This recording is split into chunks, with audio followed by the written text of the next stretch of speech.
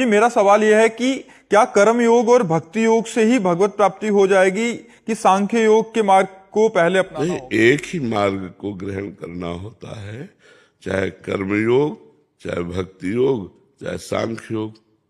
तीनों भवरोग की अचूक औषधि है, तीनों। तो एक मार्ग को चयन कर लो।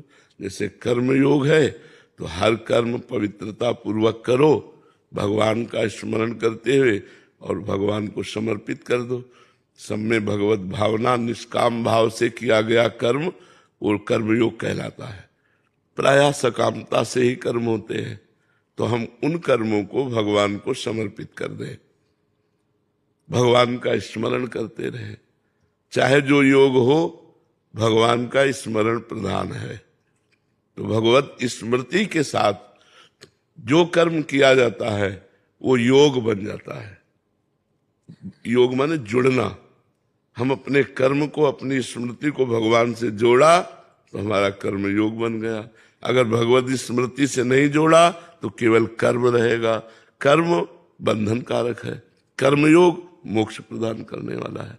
तो संसार के हित के लिए कर्म करना, परिवार के हित के लिए कर्म करना, अपने शरीर के हित के लिए कर्म करना, ये कर्मयोग है।